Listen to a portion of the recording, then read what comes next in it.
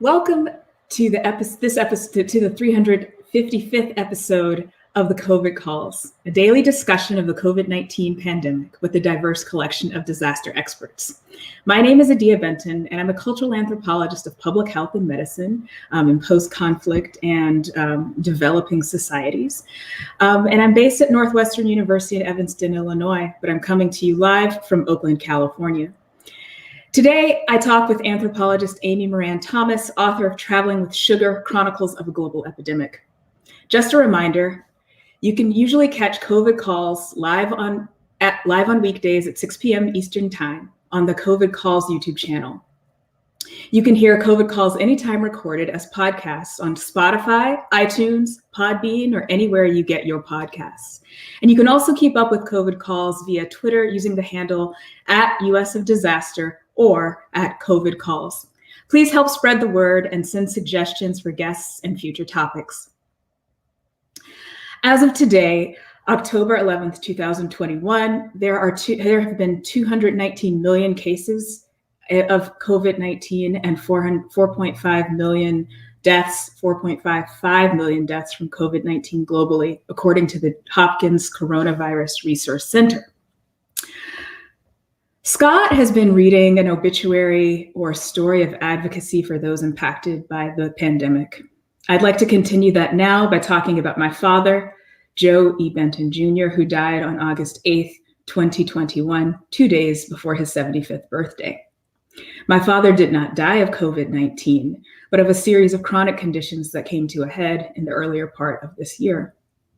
As we've learned, COVID-19 has impacted us, whether and how care is delivered, and it's especially when hospitals and other parts of our health system are overwhelmed. In reading this obituary, I'm hoping to open up a space to discuss kinship as a critical method, and which we'll hopefully discuss with Amy later in the show.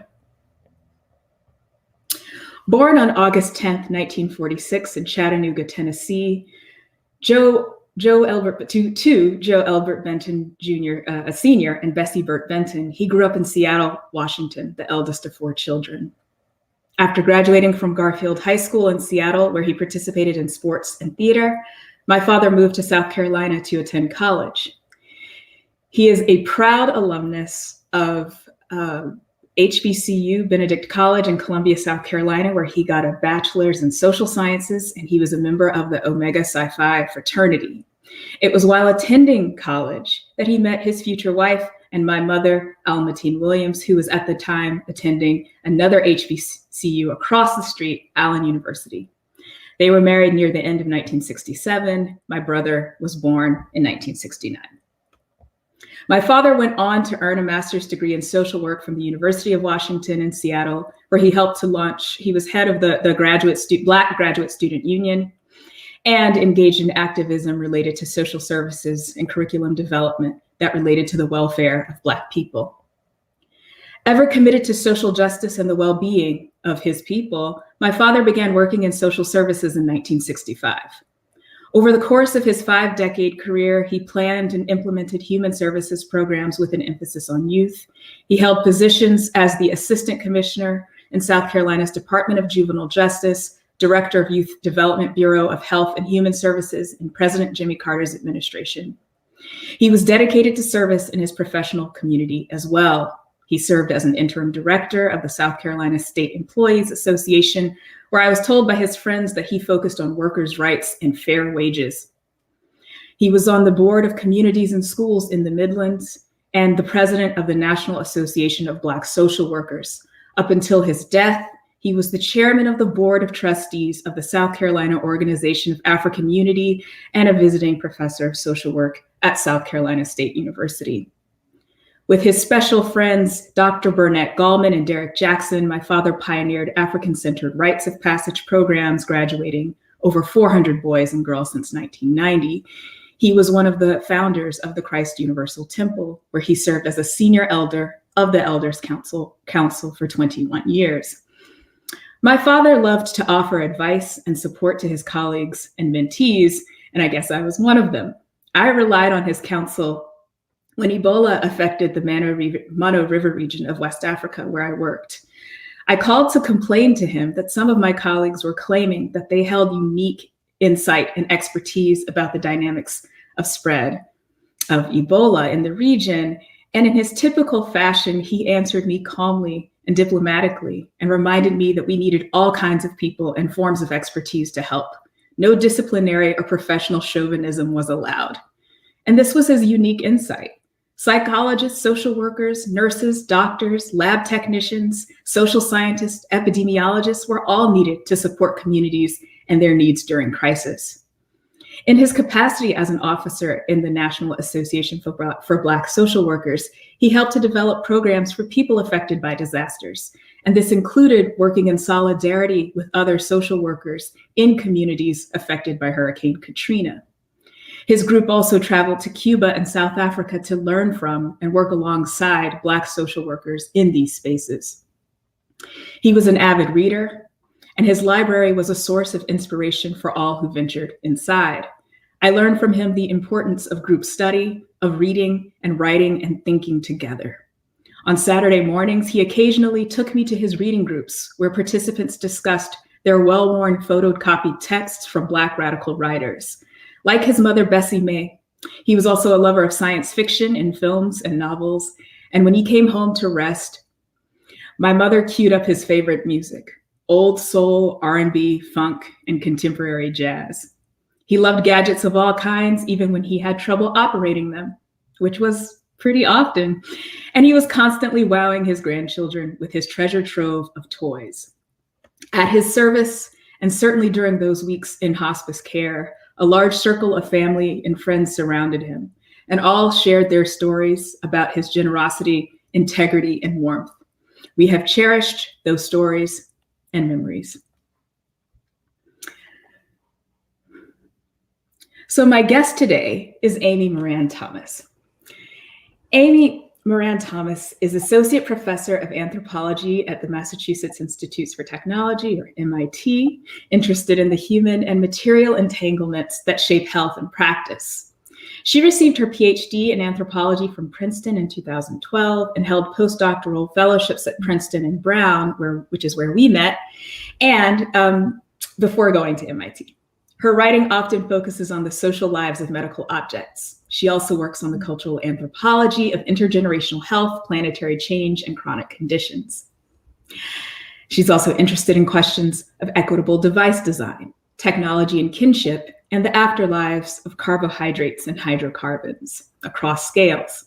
Professor Moran-Thomas has conducted ethnographic and historical research in Belize, Guatemala, Ghana, Brazil, and the US, supported by the Mellon American Council of Learned Societies, or ACLS, the Wintergren Foundation, the Rachel Carson Center for Environment and Society, the West African Research Association, and the American Philosophical Society. Her first book, Traveling with Sugar, Chronicles of the Global Epidemic, examines the global rise of diabetes as part of the ongoing legacies of sweetness and power, including how unequal access to insulin varieties, oxygen chambers, glucose meters, dialysis devices, farming machines, coral reef care, and prosthetic limb technologies can become part of how plantation histories live on in the present. These impact lives and landscapes across generations. She is the winner of many awards, including the James A. and Ruth Leviton Research Prize in the Humanities at MIT. I think this one is important, the Diabetes Foot Center Group, is it Foot Center or Foot Care Group Appreciation Award, the Curl Essay Prize, which is awarded by the Royal Anthropological Institute, and the David Schneider Award, which is, I think, an American Anthropological Association award, among others. So Amy, welcome. And I'm happy to be hosting you today. Let's see. Yeah. How are you? Well, so first, that was so beautiful, Adia, to hear about your father. Just what an extraordinary life. So yeah, thanks for the invitation to be here. Yeah, thank you so much. It's been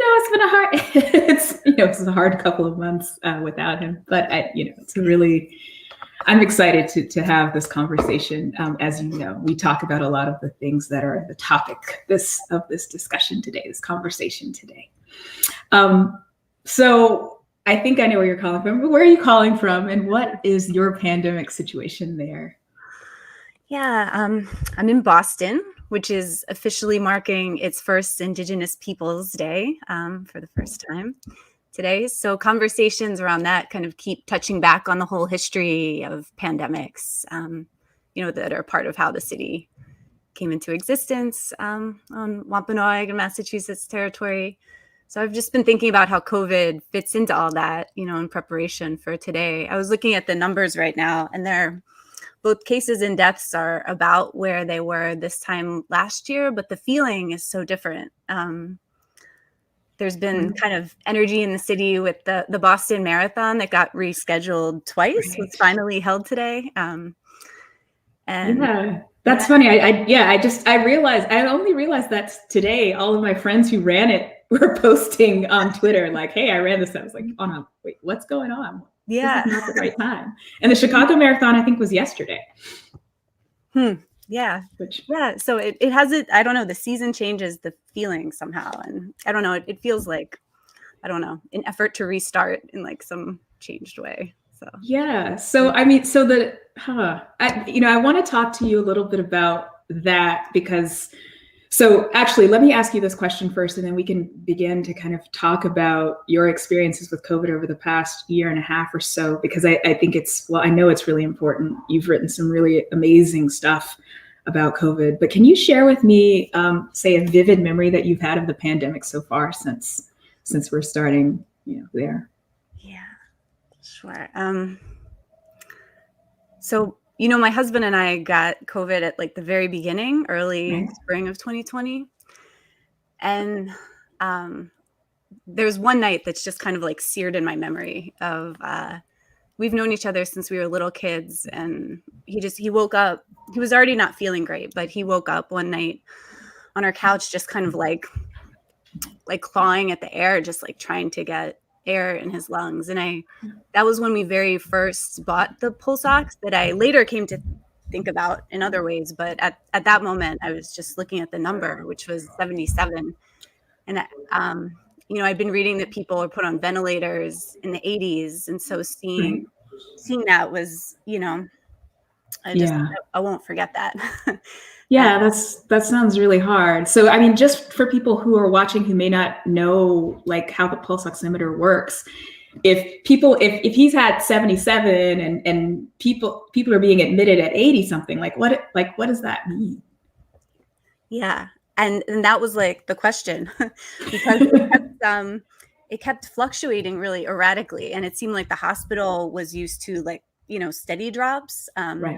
So they were using 92 as the cutoff for whether or not they recommended someone to go to the hospital at that point. So when we called hospital triage, as long as it came back up after he woke up, they would just say, stay at home.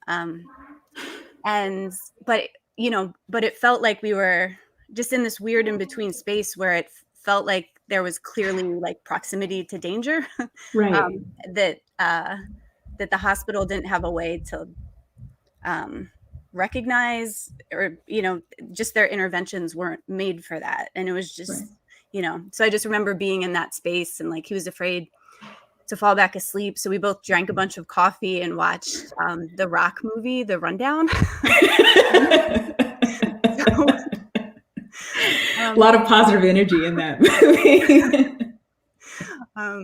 So that's my most vivid memory. Wow, that's actually that is quite vivid, actually. Though I can imagine that, and we'll talk about the fever dreams, and the notes from the fever dream, I think is what it's called. Like The Rock kind of featuring prominently as Franco's grasping for breath. So a question that I think is the sort of one of the standard boilerplate ones, as you as an anthropologist of devices and diagnostics and all of these really cool things, what are the numbers that you care about beyond, say, the death totals? Like, how should we be counting COVID? And the reason I'm asking this question is, like in that piece where you actually, so there's for the people who are watching, there's a really amazing article that Amy actually presented this at a weekly seminar that we usually go to, and it was published, I think, in Anthropology Now. Was it Anthropology Now? And it was like this really vivid multimedia presentation that was quite beautiful, but also this weird dystopian reading of their experience of having COVID with this really brilliant anthropological analysis associated. But there's this moment in which you describe like the data points of COVID as like the projection of the bureaucratic unconscious. And we were all very moved by that phrase. Can you tell us, like, so what does that mean? But also what should we be doing? How should we be counting? Like, what's the important way to count the COVID thing that isn't just like 4.55 million deaths? Yeah. No, that's such a beautiful question. So I'll start with the projections of the bureaucratic unconscious, which is a phrase I'm borrowing from one of the psychiatrists who also just kind of mentioned it offhand at the Friday morning seminar when we were talking about the different kinds of institutional regulations that were coming into being kind of at the very beginning, and how disjointed some of them seemed, or that kind of like managerial logic that institutions gravitate toward, often feeling so mismatched with the actual care that people kind of needed. So, there were like these military ships coming in, and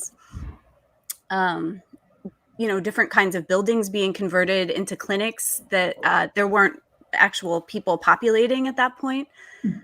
But then like nobody would answer the phone if you called clinic, and there's something about that. And, it makes me think too of your work, Adia, on, projections, and thinking about how something about that psychological meaning of the term is never far from public health models and projections that are conjured with so many, always with some kind of background perspective that's often not being acknowledged in like the way of counting. Yeah. And and it played out just in so many ways. Like, for us, it meant we couldn't get COVID tests because, a lot of the symptoms we had at the beginning, like headaches and sore throats that now would be recognized, weren't on the kind of algorithmic lists yet. And continue playing out with like the debates around long COVID. And when NIH had that conference, there are people who are like unable to see in one eye and things like that, where it's sort of, there's still so many symptoms that don't count, on what insurance will cover, what doctors will recognize. And so, those numbers are the ones where I tend to focus my thinking and ethnography, like the space between bureaucratic recognitions of an illness experience and what people actually say is happening to them or feel happening to them. Right. Yeah, absolutely. It's funny, when you were talking, it reminded me of the fact that, so my brother was also an early COVID, I guess, early COVID survivor. Actually, his entire family, except we don't actually. So it's my brother, his wife, and his two kids who are actually adults in their 20s, and they were living together at the time. My nephew came from New York. He was very sick. Or actually, he was never sick. But my brother, who has an autoimmune disease, got very, very sick. Wow. His wife, not so sick. My niece was sick for like a day. And so 3 of them got tests, but the one who was fine never was tested. And so assumes that he was just sort of this miracle of, immunological greatness, who just was in the same space, but never sick, but we will never know if he was, COVID positive or whatever. But, it posed problems because they were kind of, my nephew was actually the person who was helping out around the house, like, going and doing groceries, and also helping my parents when my dad wasn't feeling great. And so my mom was sort of freaking out, like, is he positive? Is he not? Is he endangering us? It sort of created all kinds of, just seeing those kind of disparate things happening in the household. So yeah, like that whole idea of what counts. They all had very different symptoms. It also reminds me of Ebola, where we didn't know that there was such a thing as sort of post-Ebola syndrome, or the fact that the most recent outbreak in Guinea was caused by someone who was sick 5 years ago.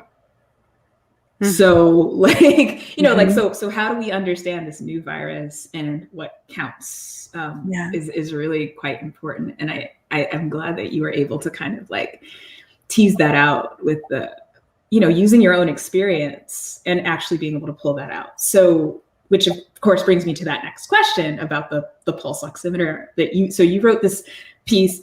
Everyone's going to think that I'm just sort of like in superlative mode, but I'm like, it was so great. It really opened my eyes. This Boston Review piece that you wrote about the pulse ox, which you described how your husband's numbers were fluctuating.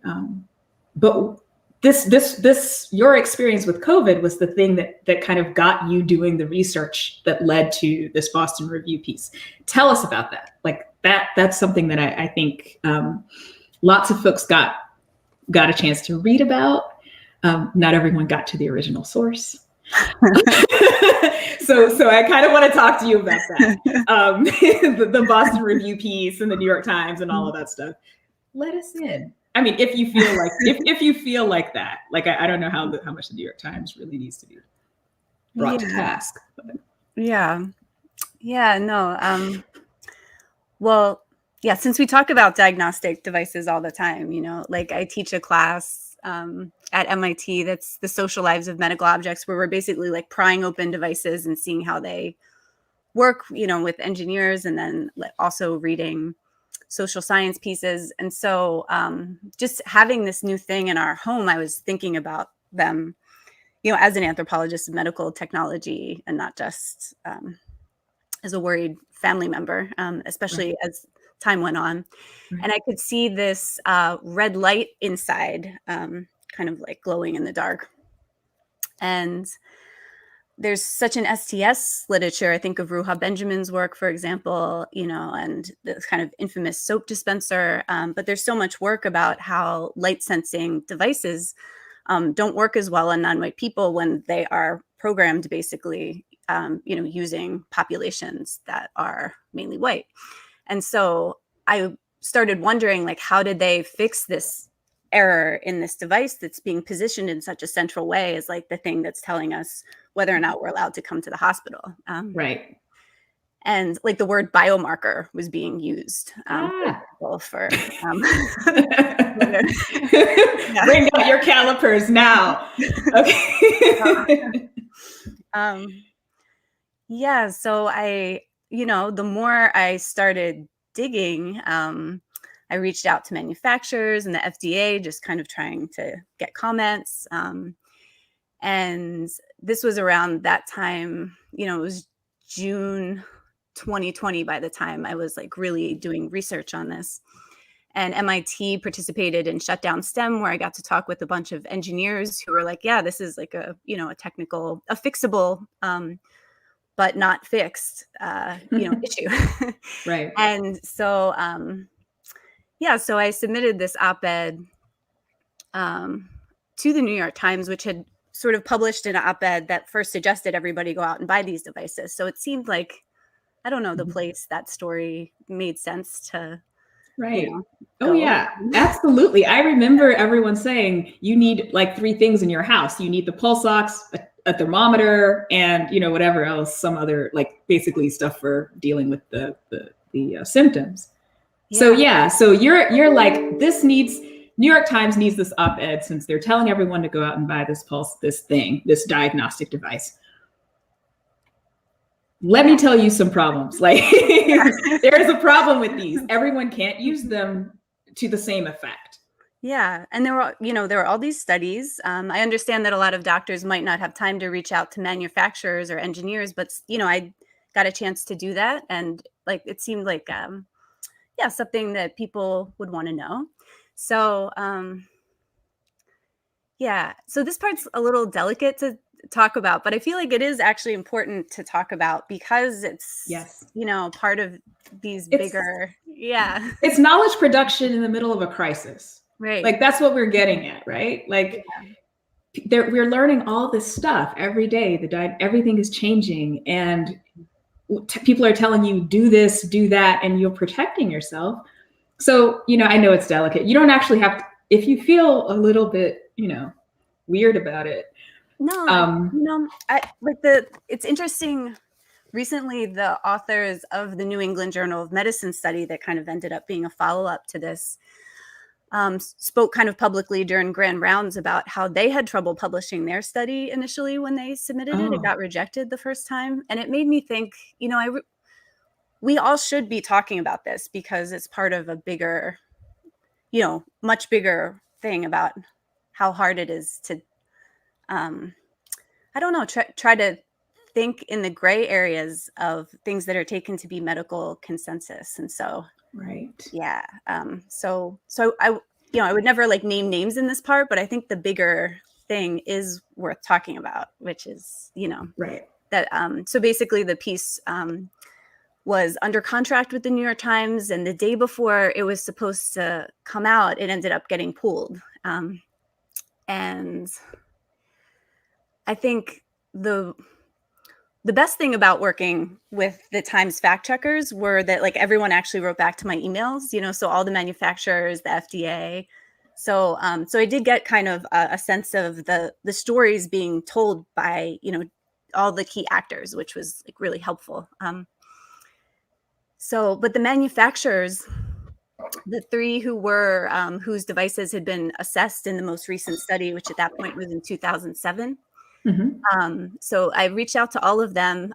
The one company who I'll name by name because they are kind of like have done the most good work in this area is called Nanin. And they, tried to make their devices comply with FDA regulations for people of color, not just white people, which seems like it should be built into what the FDA expects of everybody, but it's not. And so they said that they hadn't done any further work since 2007 when that article was published, but they were the only company at that point whose devices seemed to be meeting FDA requirements for everybody. The other two manufacturers who responded both cited this study from 2017 about pulse ox efficacy on newborn babies. Yes. Which, it's been shown for decades that, applying baby studies to adults when it comes to pulse ox accuracy is just like misinformation because melanin is still developing, newborn skin has a different microstructure. It's just like the one population where this issue doesn't show up. And so anyway, so the kind of issue with the manufacturers, I could provide data like debunking it. And the New York Times seemed able to kind of like go, the fact checker and I could have a conversation about that.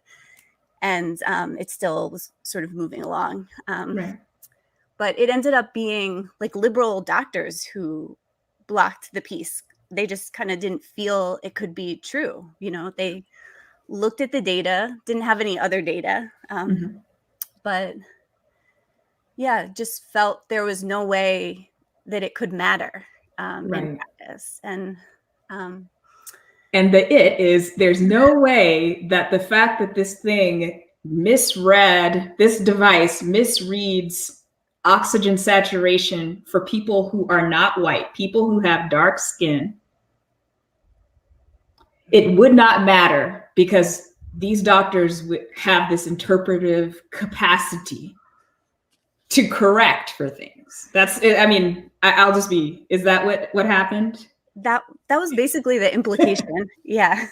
I asked some doctors. That's why I'm sort of, I was like, I'm married to a trauma surgeon who said, well, anybody who actually has Black patients knows X.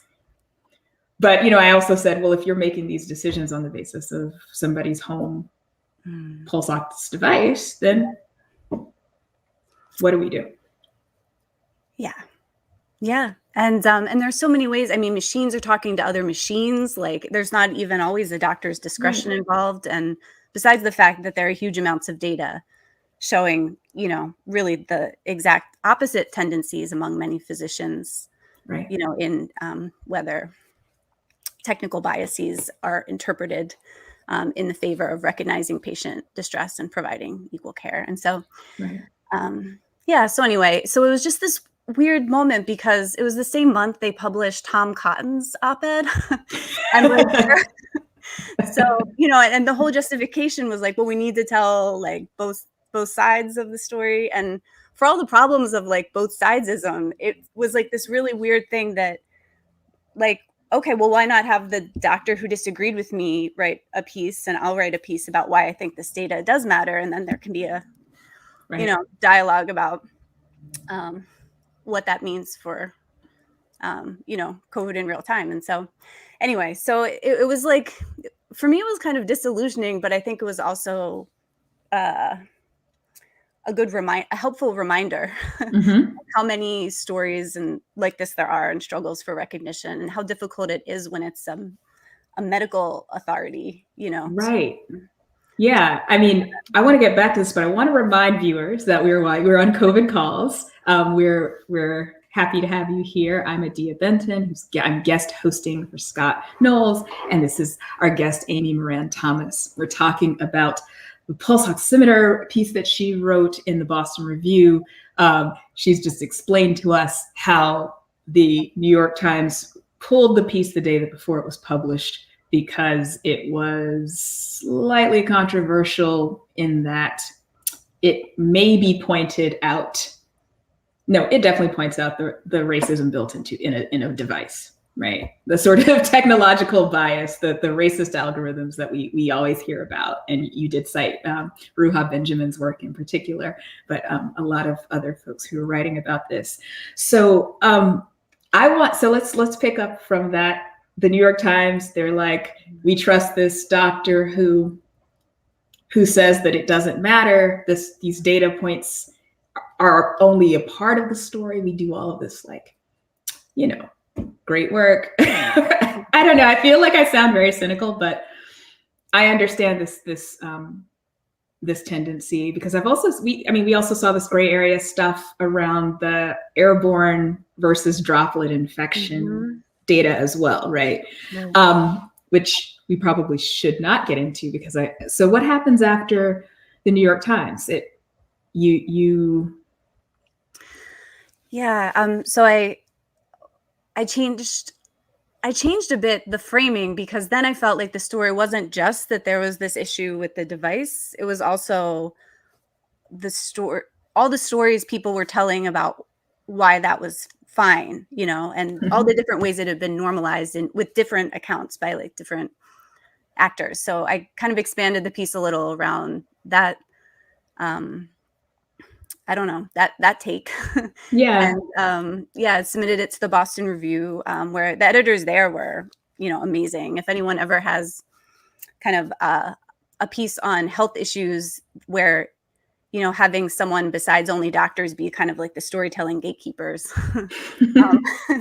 to its publication is helpful. That, it's a pretty amazing place to go because they have a lot of STS readers and reviewers. And so, but yeah, I mean, if there's anything STS teaches us, it's that doctors don't always have things right. And, as you were just alluding to with the aerosol issue, but I mean, there have been so many things like that in the course of the pandemic where, it's not just public's misunderstanding things, it's experts, trying their best, but not having it right. And sometimes speaking in like this fully authoritative way, as if there's like no questions, left. And so I agree. I think it makes a lot of sense to think about how difficult it is to live in the gray area, how difficult it is to navigate that when people kind of want certainty from something and from our experts.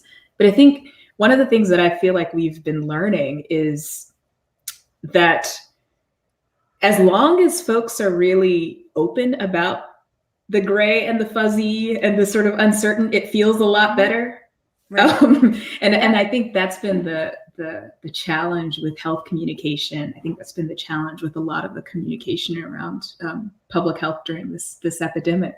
So, and I really appreciated that piece. So what ends up happening with this, which I also love, and is that some doctors see this piece in the Boston Review and they say, this is a great hypothesis to test. Let's go back through all of our clinical records and see if we can actually verify the claim that's being placed here, because it actually does matter for care. So you want to pick up on that part of the story? Yeah. So this team was out of University of Michigan and had a database already set up for some other studies. So they were kind of able to look at their metadata in a really interesting way. And they found that the errors of pulse ox misreadings that could be clinically significant were about 4 times higher among Black patients in their hospital systems. And for certain cutoff points, even more people could be kind of misclassified. So, for example, I think it was using one of the kind of thresholds that's often used to decide whether or not to admit somebody, where 50% of Black patients were being misclassified, actually. And so, there are these like certain numbers where just being a point or two off actually can matter. And especially with the kind of algorithmic creep of, that kind of computerized decision making. So anyway, the story kind of finally made its way out there in the world through their study. And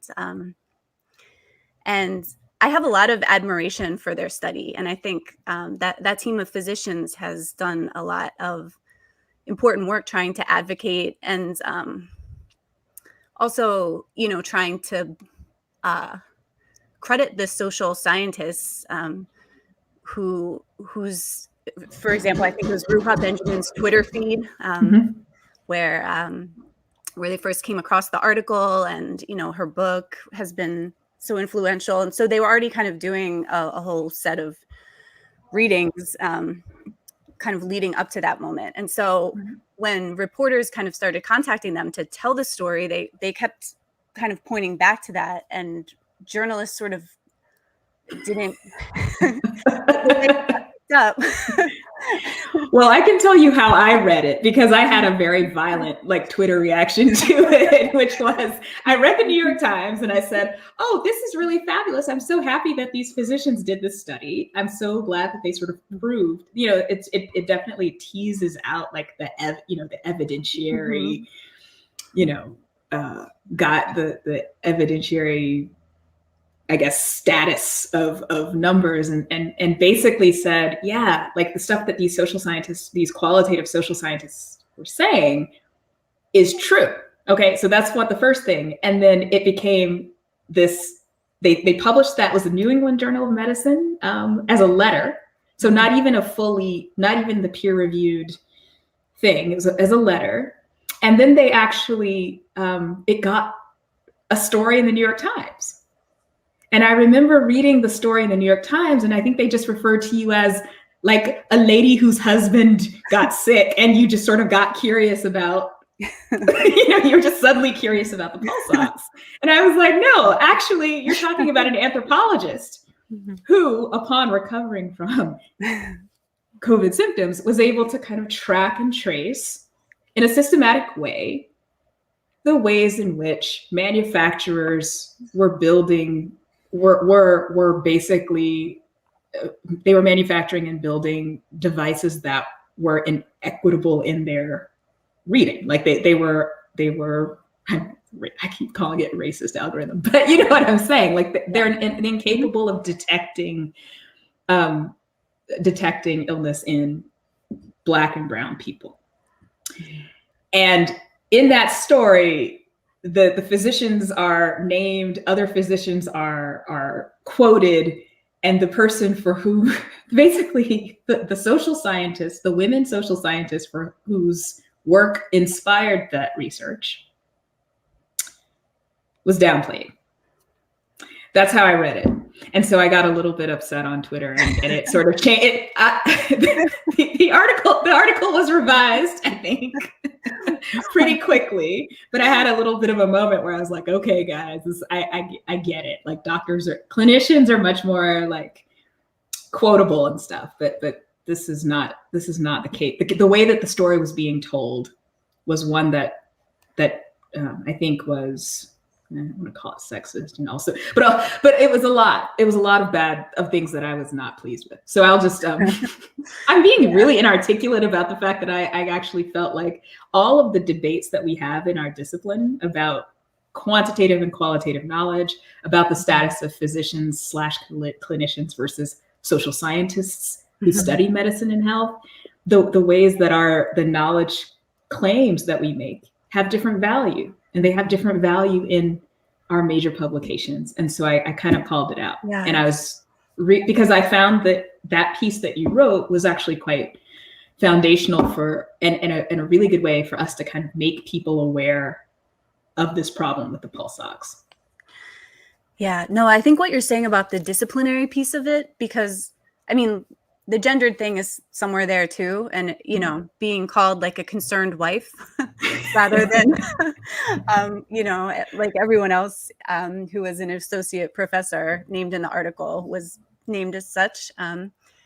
So that was like striking, like a few days after the Dr. Joe Biden thing, especially.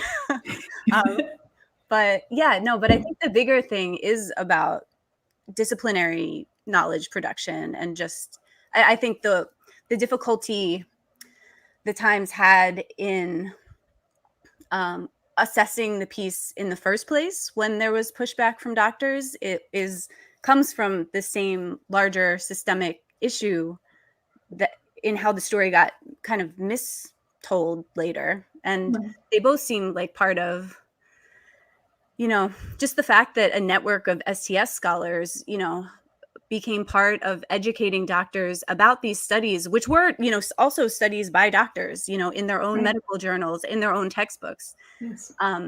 You know, that had to happen, and then kind of was told as if that wasn't any part of how medicine corrected itself. You know, they all just seem part of the same symptoms of what's some issues in like larger information ecosystems, you know, that include medical school. I mean, it's so much more than just our educations, you know, but yeah, absolutely. Yeah. I mean, it starts early.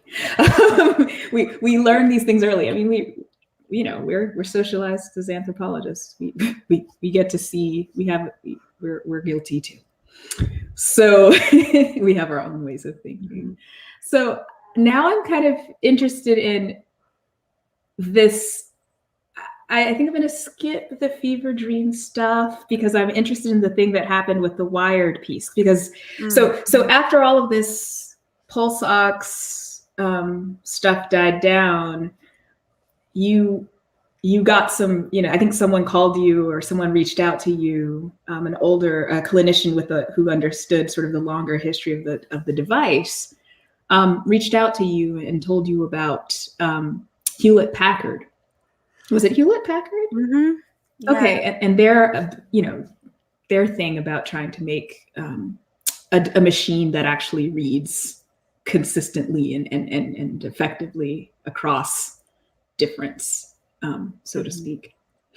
Yeah. No, that was an interesting kind of email to get. And that doctor, it was quite interesting anyway. Maya Krieger, who's done a bunch of work on post-polio.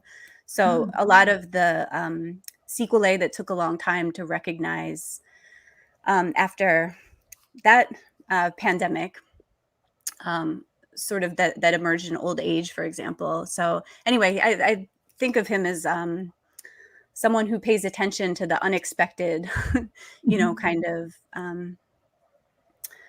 things that can actually end up being quite consequential, even though they might seem minor at the time. And so I was paying a lot of attention when he mentioned that actually he had an oximeter that he thought was like the best one that's yet been made. And but really, I think the thing that made me end up wanting to write that piece was how many emails I got from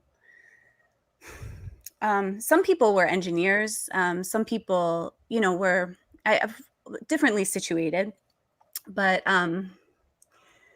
saying that I just didn't understand there was no way this problem could ever be fixed, like that the pulse oxes as they're made now just couldn't be otherwise. And so this earlier device where engineers had, tried to be much more inclusive in their data sets, but also make the light settings adjustable. So there just wasn't this default built in, to work only, basically with full accuracy for white patients, was really striking, just imagining what could the technology be like now if those had been the sets of questions invested in for the past 50 years. So I remain interested in how that happens, although some of the details are kind of fuzzy. Right. So I wish it was possible. I reached out to Hewlett Packard, but there's sort of not, and they responded kindly, but there wasn't anyone who remembered, that institutional memory sort of was no longer present, or at least not accessible to me. The engineers who are named as key to that patent have now died, some of them quite recently.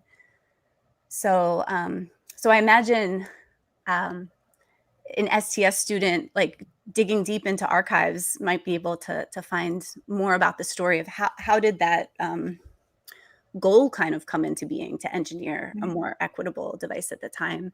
Who was at the, who was on the scene? I'd be very interested to know. Right. I mean, I think, doesn't Hewlett Packard have like an institutional archive? I feel like it does. Yeah, I think it would be really interesting for someone to do that. Right. Yeah. It seems like it would be a very interesting research project. So I mean, for people who haven't had a chance to read that piece or have no like conception of what that old pulse ox could have looked like, can you give us like a little bit of flavor? Like, tell us like, what did it look like? Like, when was it manufactured? How, little things like that. Like how did it get to where it, did it travel? That kind of thing. Yeah. So, and that's a great question because it looks a lot different. You wouldn't even know it was an oximeter. So, and it wasn't so it didn't use pulse technology. So it looks kind of like a record player, it was much larger. It had a cord that ran to attach to your ear. And that they actually had a whole interesting discussion about that too, because in addition to all the racialized inaccuracies that we've been talking about, pulse oxes today are made for a man's finger geometry. And so that can also create issues for people with smaller fingers, often women. And if you have any kind of chronic health issues, which so many people being hospitalized do, the hands are one of the first places circulation problems tend to show up. So they had a whole discussion of why they chose to use the ear, because circulation there wasn't as affected by shock or, all kinds of different kinds of chronic conditions. So anyway, the different kind of way the device looked, those were also device, design choices that there were reflections on in at least the public newsletters that circulated in the time, which is quite interesting. But yeah, mostly looks like a record player. That's so cool, though. So where did these things end up? Did they end up in like hospitals? Were they in doctors' offices? Because I actually remember having like a little thing that they clipped to my ear when I was like a really small. And I wonder if that's what it was. Yeah, my dad said that too. That when he got his tonsils out, that's how they were. Oh, so, fascinating. So yeah, there's a whole interesting backstory where Hewlett Packard was working with NASA at the time. So a lot of the earliest non-invasive devices kind of came from that history and then migrated slowly into clinics from there. And I wonder if that might have something to do with the, some of the focus on questions and priorities that weren't being invested in clinical contexts. Right. So, this was around in the 60s into 70s. Apollo 1 had exploded midair. Like, that was a huge deal. And a lot of it had to do with the oxygen that was in the vessel. And so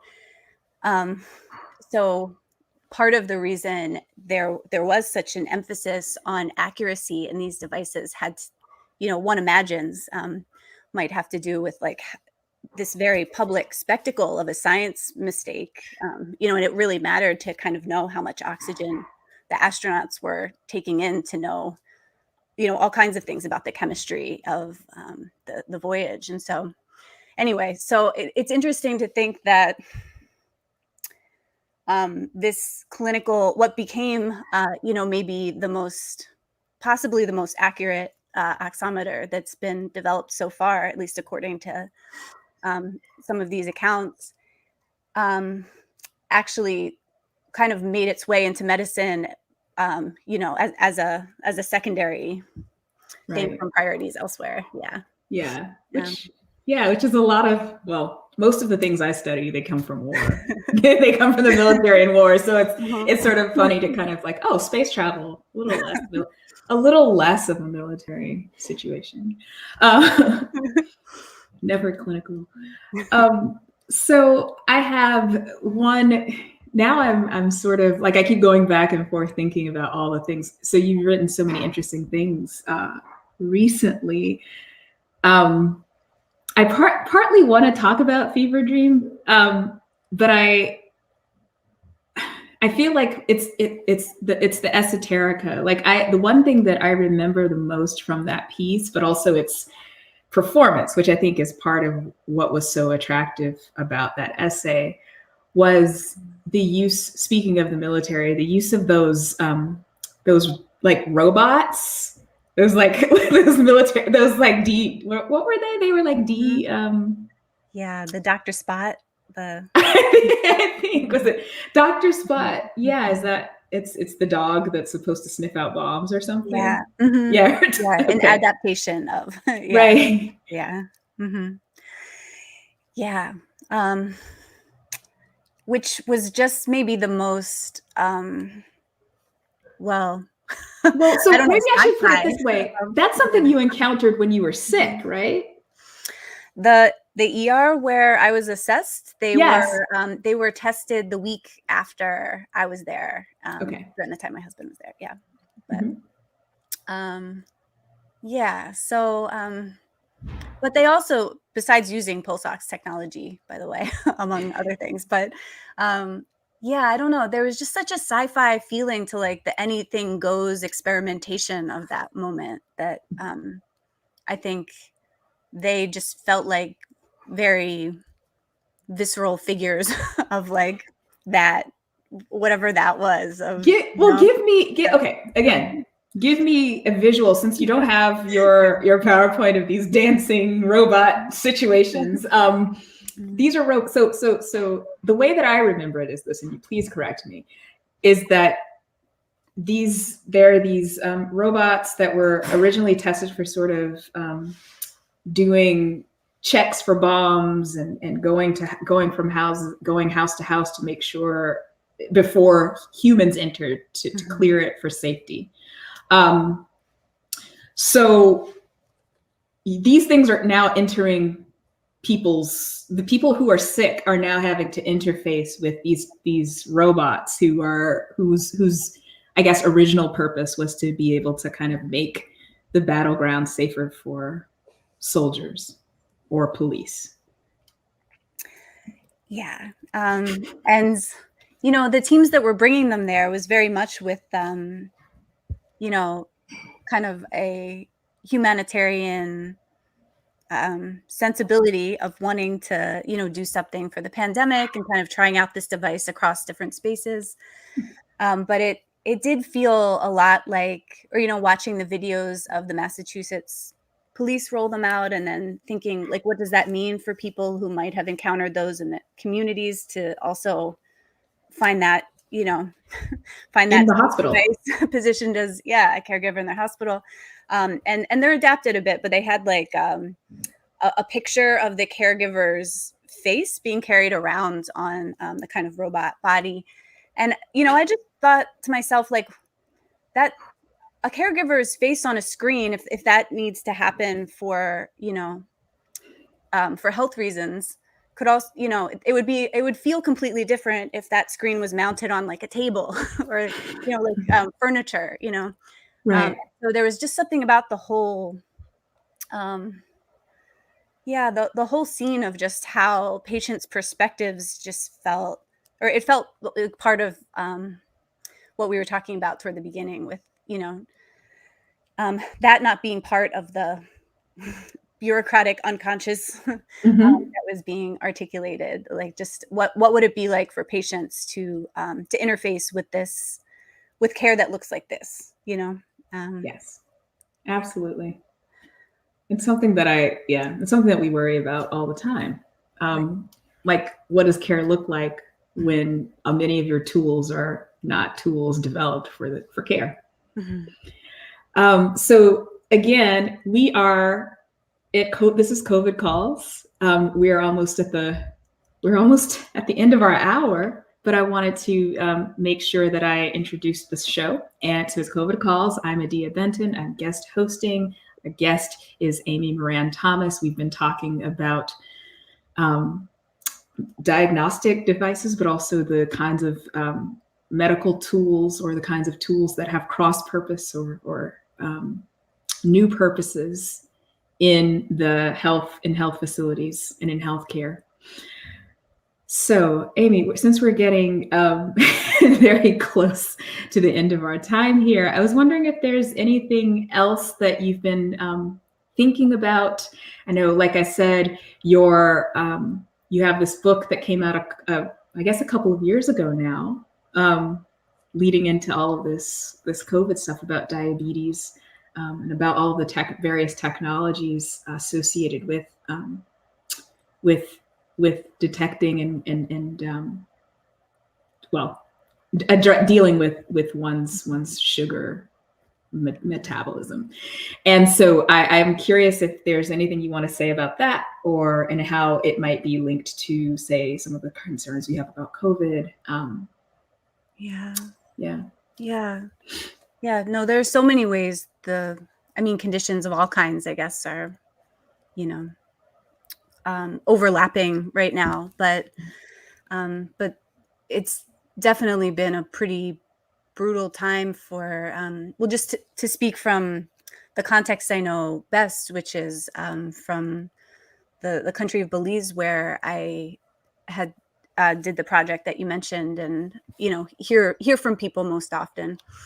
But insulin has been so difficult to get, because of all the supply chain interruptions. People are just afraid to go to the hospital, as you were mentioning, toward the beginning. Like, I mean, the care system being rewired in this way has shaped care for everything, and grieving processes for everything, people who can't get together in the same way when things do happen. And home foot care has kind of largely been curtailed for a lot of like contagion concerns, but there have just been so many very bodily implications, besides people who are have experienced getting both or have both moved through their household. Right. There are new cases of diabetes, both type 1 and type 2, that seem to result in some cases after having COVID. So that but there's so many ways the conditions are coming together, and as you said, that the medical technologies to assess each of them are curtailed in different ways, but the attention they each receive kind of brings me back to the question you opened with, in relation to what counts and how should we count. and so many diabetes deaths. For all the undercounting happening around COVID, there is something of a global spotlight on the condition, at least writ large, that so many other slow disasters kind of have never had that fullness Yeah. of recognition. Yeah. Absolutely. No, I know about that. Yeah. It's like the exceptionalism is happening every single time, right? Like we devote all of our efforts to so many. We lose sight of the continuum of care that's possible and necessary. Yeah. So what is going to happen to folks who are newly diagnosed with diabetes? I had read that study about COVID causing diabetes, but also people like my father who actually was suffering from complications of diabetes by the time he passed. So I think we're at the end of our hour. This has been an amazing conversation. It's been really good to catch up with you and to talk to you about these really evocative, wonderful pieces. I know that they've come up. Scott's been putting them up. So the one that's about actually your book, Traveling with Sugar, Chronicles of a Global Epidemic, with California Press from 2019. Pulse oximeters used to be about Design for Equity. That's in Wired magazine, and the Boston Review piece, and also the New York Times piece that quotes the New England Journal of Medicine piece that resulted from Boston Review. So this has been a really wonderful time. I hope to see, I'm pretty sure I'm going to see you off the call, but it'll be great to reconnect at some point. Thank you so much. And thank you to all of our viewers. Again, a reminder that you can watch COVID Calls daily at 6 p.m. Eastern Time. There are multiple ways to watch. There's Periscope, YouTube, Twitter. So I will see everyone maybe some other time if I guest host again. That's great. Thanks, Adia.